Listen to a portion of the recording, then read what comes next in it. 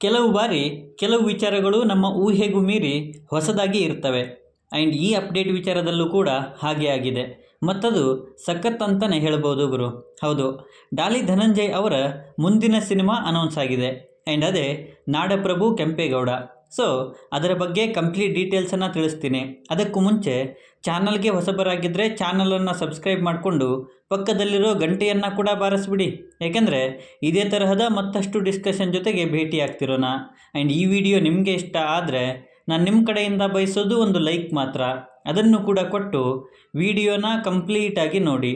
ನಾಡಪ್ರಭು ಕೆಂಪೇಗೌಡ ಇದು TS ನಾಗಾಭರನ್ ಅವರ ನಿರ್ದೇಶನದಲ್ಲಿ ನಟರಾಕ್ಷಸ ಡಾಲಿ ಧನಂಜಯ್ ಅವರ ಮುಖ್ಯ ಪಾತ್ರದಲ್ಲಿ ಅನೌನ್ಸ್ ಆಗಿರುವಂಥ ಸಿನಿಮಾ.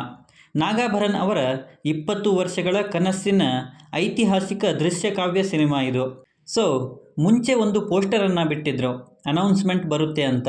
ಆ್ಯಂಡ್ ಆ ಪೋಸ್ಟರಲ್ಲಿ ಕಾಲಭೈರವ ಇರುವ ನಾಣ್ಯ ಇತ್ತು ಮತ್ತು ಪಕ್ಕದಲ್ಲಿ ಒಂದು ಕತ್ತಿ ಕೂಡ. ಆ್ಯಂಡ್ ಅದರ ಹಿಂದೆ ಕೆಂಪೇಗೌಡ ಅವರ ಸ್ಮಾರಕ.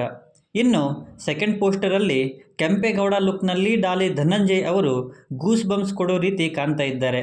ಸೊ ಸಿನಿಮಾ ಐತಿಹಾಸಿಕ ಕಥೆಯನ್ನು ಆಧರಿಸಿ ಇರೋದ್ರಿಂದ ಎಕ್ಸ್ಪೆಕ್ಟೇಷನ್ ಜಾಸ್ತಿನೇ ಇದ್ದಾವೆ. ಹಾಗಾಗಿ ಸಿನಿಮಾ ಕೂಡ ಅಷ್ಟೇ ಚೆನ್ನಾಗಿ ಮೂಡಿ ಬರಲಿ ಅನ್ನೋದೇ ನನ್ನ ಕೋರಿಕೆ.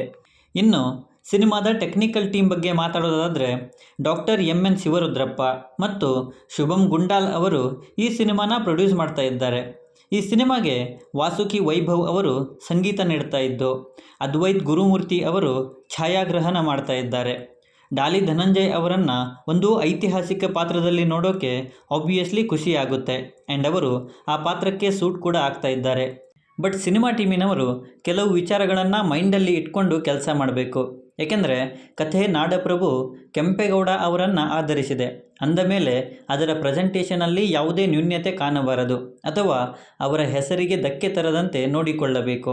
ಅದರ ಜೊತೆಗೆ ಕಥೆ ಮೇ ಬಿ ರಿಯಲ್ ಇನ್ಸಿಡೆಂಟ್ಸ್ ಮೇಲೆ ಬೇಸ್ಡ್ ಆಗಿರೋದ್ರಿಂದ ಆ ಕಾಲದ ಅಥವಾ ಆ ಪೀರಿಯಡನ್ನು ರೀಕ್ರಿಯೇಟ್ ಮಾಡೋದರಲ್ಲಿ ಮತ್ತು ಅದರ ಡೀಟೇಲಿಂಗ್ಸನ್ನು ನೋಡಿಕೊಳ್ಳೋದ್ರಲ್ಲಿ ಸಿನಿಮಾ ಟೀಮಿನವರು ಸ್ವಲ್ಪ ಗಮನ ಹರಿಸಬೇಕು ಅನ್ನೋದೊಂದೇ ನನ್ನ ಕೋರಿಕೆ.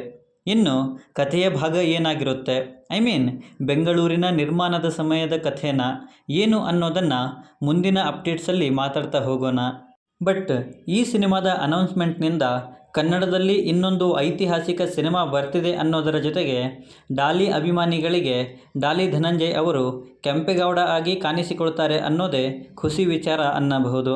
ಸೊ ಇದರ ಬಗ್ಗೆ ನಿಮ್ಮ ಅನಿಸಿಕೆ ಏನೇ ಇದ್ದರೂ ಕೆಳಗಡೆ ಬರೆದು ತಿಳಿಸಿ. ಮತ್ತು ಈ ವಿಡಿಯೋ ನಿಮಗೆ ಇಷ್ಟ ಆಗಿದ್ದರೆ ದಯವಿಟ್ಟು ನನ್ನ ಚಾನಲನ್ನು ಸಬ್ಸ್ಕ್ರೈಬ್ ಮಾಡಿಕೊಂಡು ಸಪೋರ್ಟ್ ಮಾಡಿ. ಮತ್ತೊಂದು ವಿಡಿಯೋ ಜೊತೆಗೆ ಸಿಗ್ತಾ ಇರೋಣ.